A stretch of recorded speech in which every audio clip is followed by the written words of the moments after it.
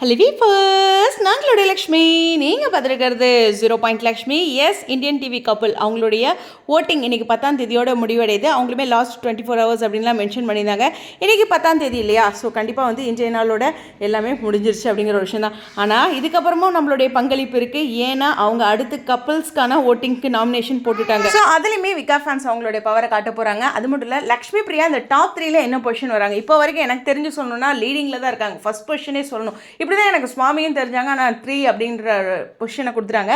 So Lakshmi பிரியாவுக்கு என்ன position கொடுப்பாங்க அப்படிங்கிறத வெயிட் பண்ணி பார்ப்போம். பட் டாப் 3ல வந்துருவாங்க அப்படிங்கிறது என்னுடைய கணிப்பு. அடுத்து நாமினிஸ்க்கும் ஆல்ரெடி போட்டுட்டாங்க.